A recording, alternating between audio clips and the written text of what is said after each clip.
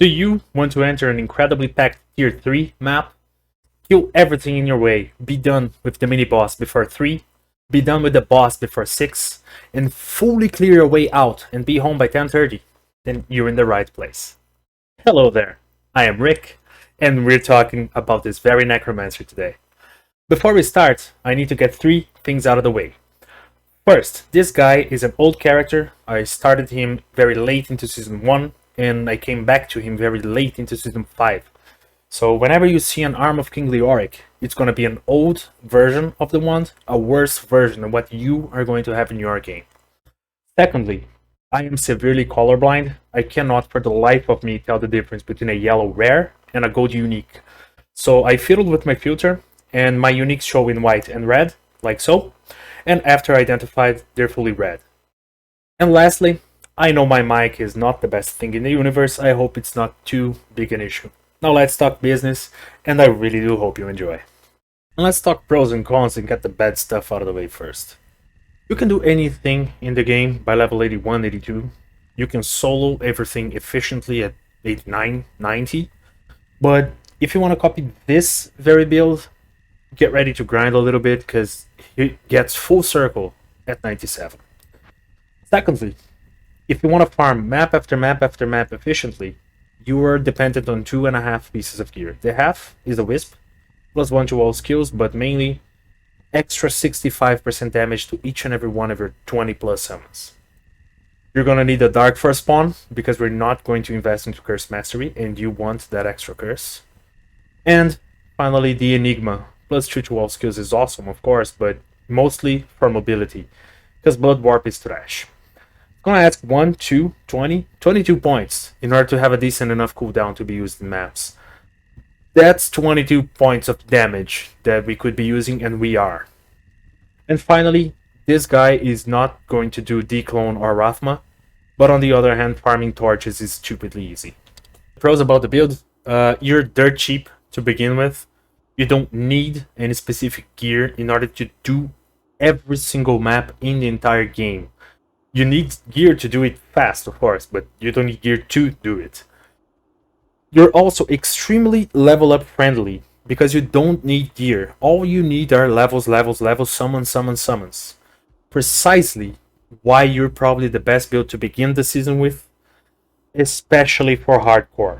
Because you have a huge buffer of a 20 plus summons army, max res, they simply happen, and for the hardcore people out there, you can drop a little bit of amplify damage, get a second curse, and you can max your block with a homunculus.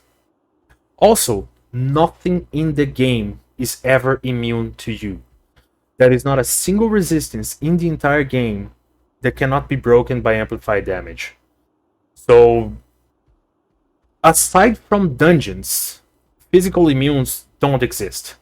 And I'll be the first one to admit, it's not particularly fast, but this guy can solo dungeons. And in there, you don't break physical immunities with your amp damage. But you still have 4 elements on your skeletal mages, so at least 2 of them are dealing full damage, and eventually the monster will die. Speaking of the amp damage though, and group play and dungeons, imagine yourself in a map, and you put a 45% amp damage plus life tap on everything. That map just got roughly twice as fast to complete, and no physical character will ever die as long as you're there. And probably the biggest pro of this build is that you kill so much stuff, some stuff that it's off screen, some stuff you don't see, that you kill so much stuff that high runes they simply drop more often. You're extremely efficient at high rune farm. The skills are not a secret, we're just going skeletons, full skeletons. Why skeletons and not golems? If you go full synergy on all of your golems, and you go clay for physical damage, the sheet damage you're dealing with all of your golems is 35,000-ish. If you go the other route, you deal 35 to 40,000 fire damage if you go full fire golems. And there's nothing you can do to amplify that further with auras and rune words. With the skeleton build, we're getting 42,000 damage on skeletons alone, plus 18 magical damage with our skeletal mages, plus our revives, and everything gets buffed by every aura and rune word we're gonna cram into this build. Now the skill points, as you can see, you just max every one of your skeletons. You max your amplified damage and put 1 point into Curse Mastery just for the radiuses, and 1 point into life tap. Somewhere, make sure you can make your own corpses. Assuming you do not have a Dark Force spawn yet, you just take some points either off of amplified damage and cram your Curse Mastery up to 10 so you can get an extra curse, or you sacrifice a little bit of flexibility and kill some mages, and then you put the points into Curse Mastery for the second curse. At level 95, everything will be maxed up, so you can afford to go 1 point into revives and get 3 more monsters fighting for you. Whee! You get 1 point into Clay Golem and 1 point into Golem Mastery.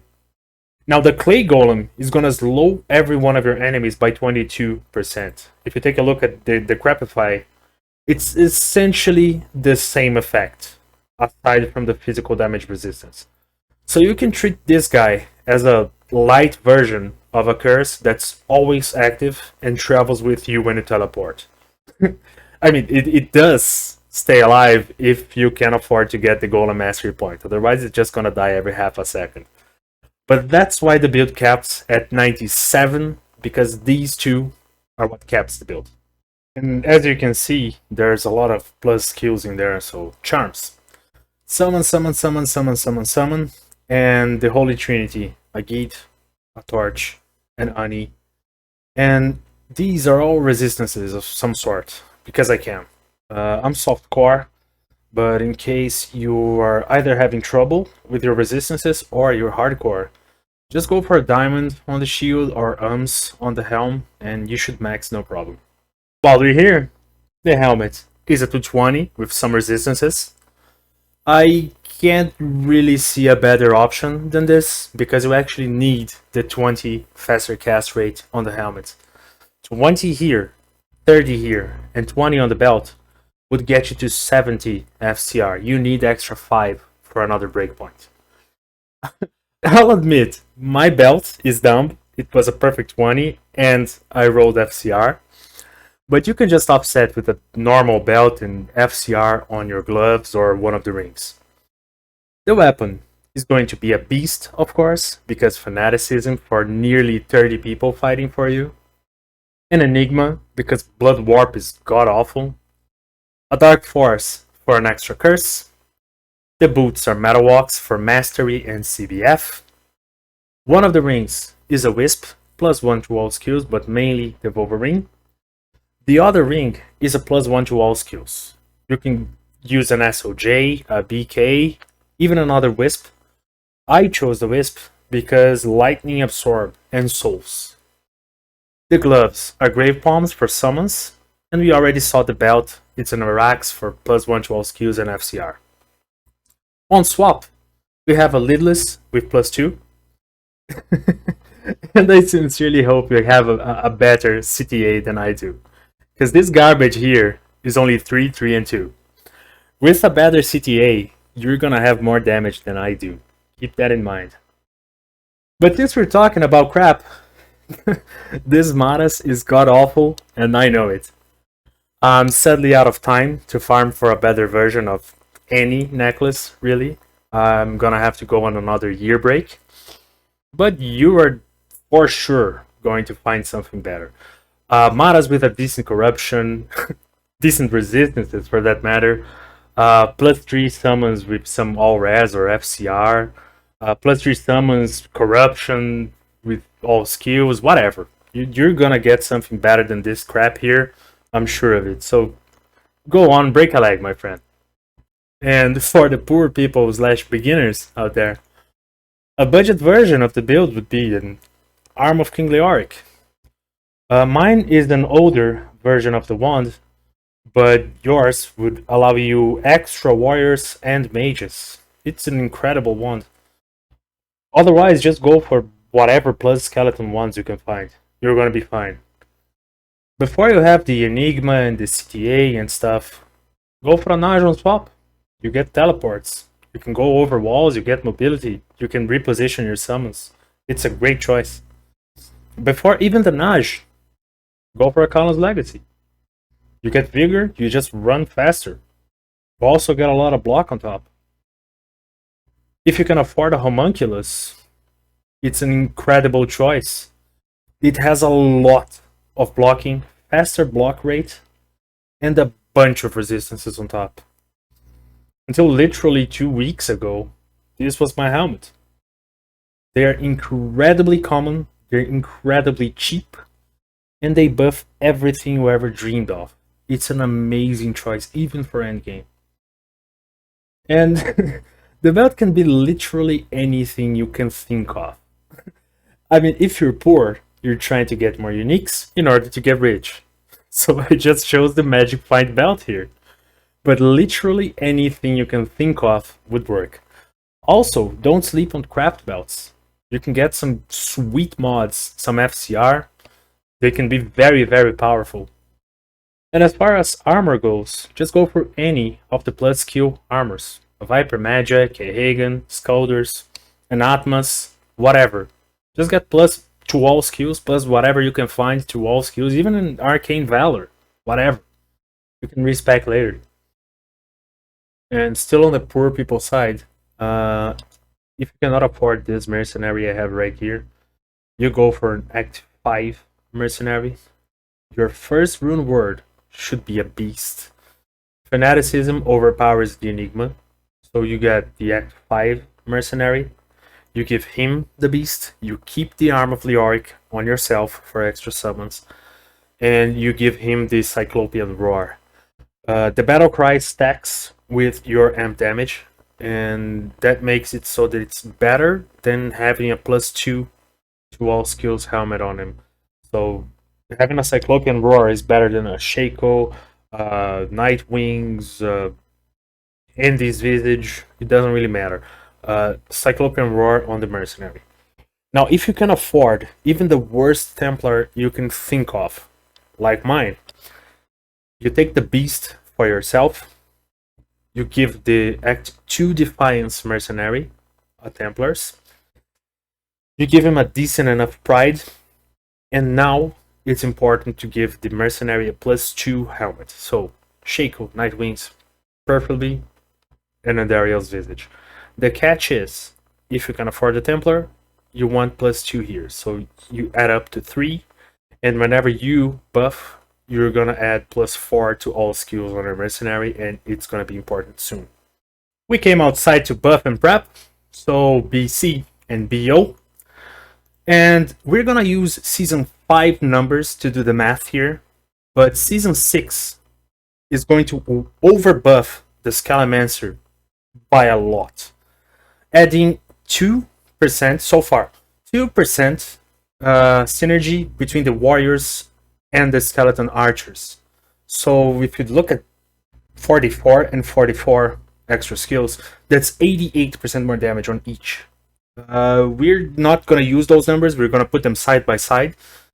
And these changes are probably not going through, so you're going to land somewhere in the middle, but still getting way overbuffed. So what do we have here after buffs?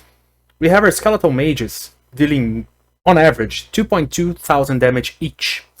That sums up to nearly 18,000 magic damage. Our skeleton warriors, 2.4 thousand each, times 8, that's 19,000 physical damage. The golem deals on average 2,500. Our skeleton archers, 2.6 thousand damage on average, times 8, that's nearly 21,000. And we're not going to count the revives because they vary. Revives are different in areas, they're different in maps, ranged, melee.